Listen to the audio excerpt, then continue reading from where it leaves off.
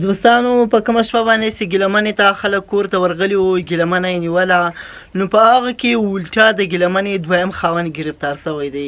کله چې هغه خلک کور ته ورغله، په هغه کې د دې خاوند هم و، د دې خاوند چې کوم دی دویم خاوند چې اوس دې ته طلاق ورکړی دی، هغه هم په دې واقع کې ګرفتار شوی دی. نو اوس هغې د دویم خاوند په اړه باندې دغه ویډیو مکمله راسره وګورئ چې په هغه واقع کې د ګیلمنې دویم خاوند نیول شوی دی. نو ملګرو راځئ دغه ویډیو مکمله ګورو. هغه شمشور په ګیلمنه خو اپډیټ شوی نه ده، الټه کاشف علي یې اپډیټ کړی دی. زه د خوب وم، ما ته پوره اپډیټ نه میلاو شوی، چغې چوغې رالي، نو بس چا ویډیو راولېږله، د خوبه مې د کمبل نه نیغ په نیغه رالمه، ویم شمشو یې اپډیټ کړه، خو هغه خو ظالمه پوره ځان له صوبه د هغې الټه کاشف علي اپډیټ کړی دی. اوس کیسه څه ده پوره تفصیل درته اوس دې ویډیو کې ویمه.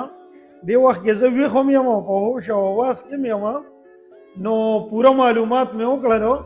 دی داسې چل کړی دی چې دی په کاشف علي پسې سوال جواب کړي دي چې ته راشه او زړه کاته پاکه ووایې، ته وایې چې دا زما ښځه ده، نو دا خبره به هم پاکه کړو. او د شاهنام خان نه دغه اف آی آر راوړه چې زه ځان له بي بي اې وکړم.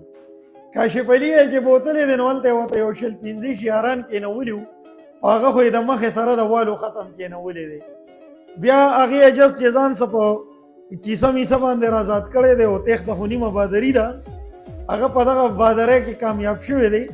نو چې د موټروی دی نیمې له راغلي، دوباره یې ورپسې بیا کال کړی چې ته راشه دا خبره وصل کوو، دا جنګ منګ هم دغه شو.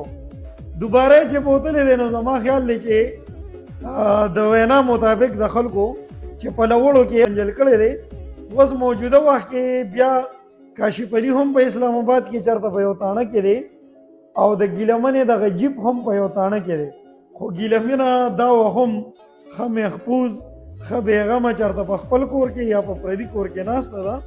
نو نوی اپډیټ دا دی چې ګیلمنه لا ګرفتاره شوې نه ده، خو کاشف علي یې رانه خراب کړو. اوس دغه پوره ډیټیل راغی نو ملګرو سره شریک هم کې، او ما هم غوښتل چې تاسو پې هم پوهه کړم.